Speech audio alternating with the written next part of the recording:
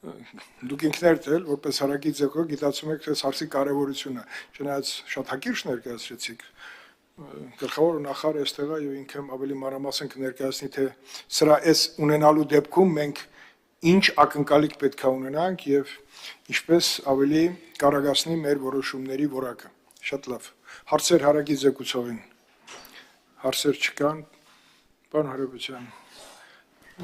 խնդրեմ։ Պարոն Քոչարյան,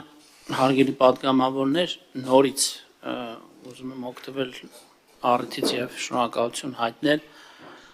ամենաառաջինը Պաշտպանության եւ անվտանգության հարցերի մշտական հանձնաժողովին որպես ինստիտուտ եւ յուրաքանչյուրիդ հանձնաժողովի անդամներին, սա անկեղծորեն եմ ասում, որովհետեւ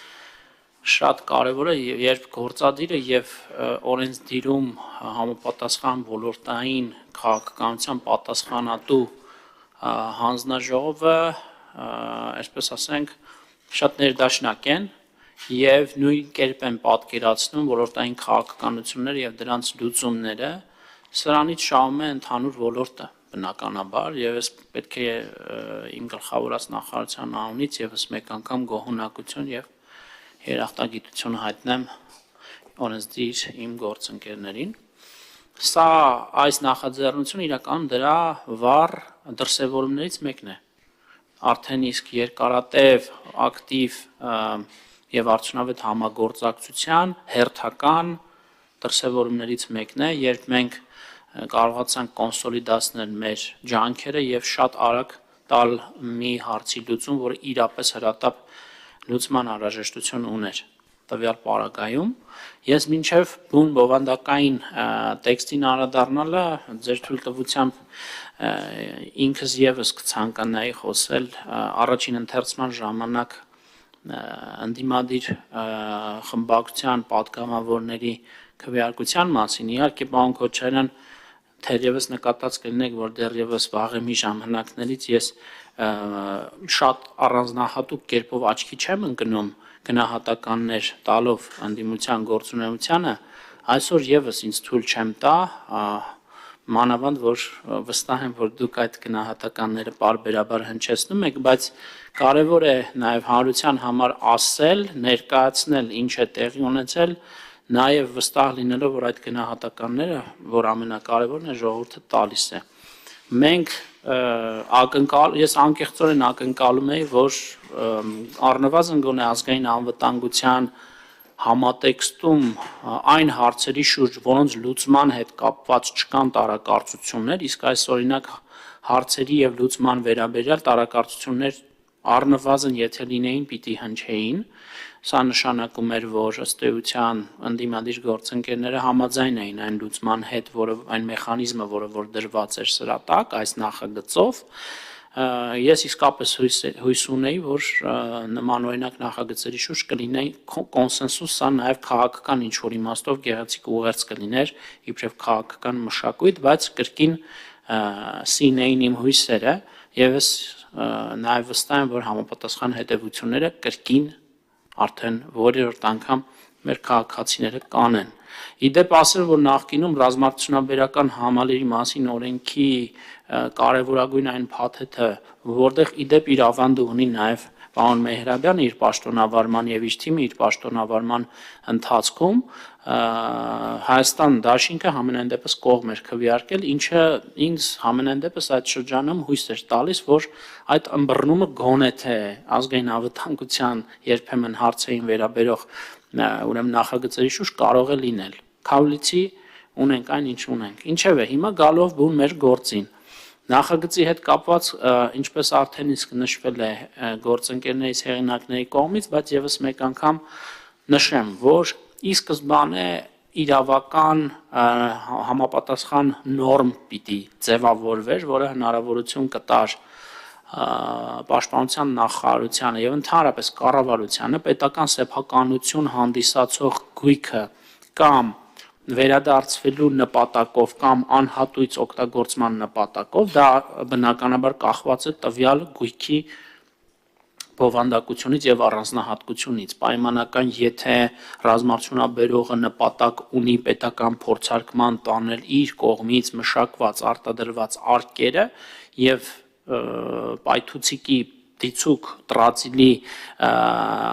անհրաժեշտություն կա, բնականաբար այս տեսակի ռազմամթերքը անհատույց նպատակով է տրվում պետության կողմից, բայց լինում են դեպքեր տղատեսակ պետական փորձարկումներին, տղատեսակ զինատեսակների փորձարկման նպատակով, օրինակ ականանետերի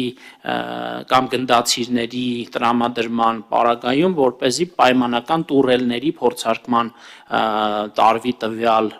զինատեսակը, բնականաբար այս տեսակ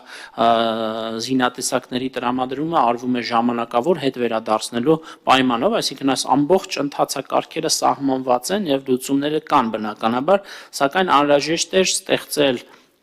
եւ ապահովել իրավական հենք,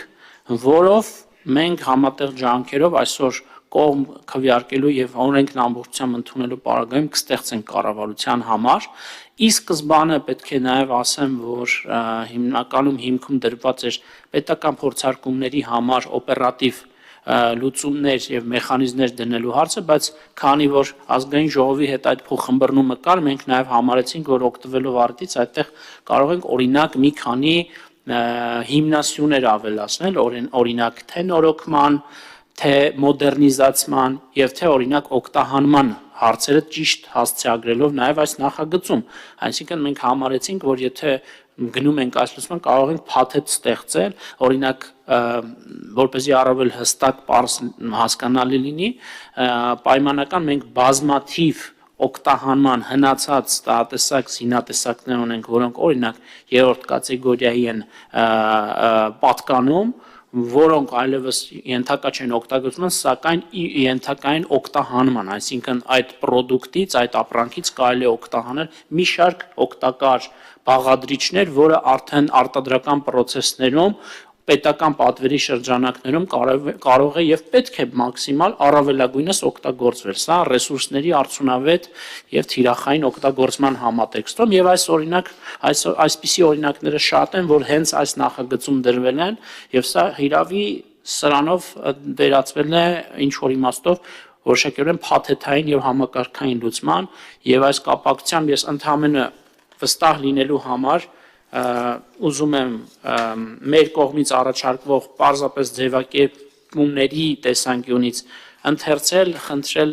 որպեսզի դրական եզրակացություն տաք, որ հենց այդ տեսքով ամբողջությամբ օրենքում ներառվի հետևյալ սահմանմամբ պետական սեփականություն հանդիսացող ռազմական նշանակության արտադրանքը կառավարության որոշման համաձայն կարող է օտարվել կամ անհատույց օգտագործման իրավունքով տրամադրվել ռազմարդյունաբերական համալիրի գործունեության սուբյեկտների ամփոփ ցուցակում ներառված ռազմարդյունաբերական համալիրի սուբյեկտներին, այստեղ ավելացրել ենք, ինչպես նաև ռազմական կարիքների համար պետական պատվերի պայմանագրի հիման վրա պետական պատվեր կատարող սուբյեկտներին, նոր արտադրատեսակների մշակման կամ արտադրատեսակների արդիականացման կամ նորոգման կամ օգտահանման կամ փորձարկումների իրականացման համար ըստ էության սա այն 4 հիմնասյուներն են, որի մասին մատնանշում էի։ Օտարման կամ անհատույց օգտագործման պայմանները սահմանվում են Հայաստանի Հանրապետության կառավարության որոշմամբ, սա ևս առաջարկում էինք պարզապես հավելացնել հոդված 11.1 հատվածում։ Ընդհանրապես այսքանը, խնդրում եմ դրական եզրակացություն։ Շնորհակալություն պարոն նախարար, կարծում եմ, որ նախագծի հեղինակները լսեցին եւ ձեր ասածը շատ տրամաբանական է, որ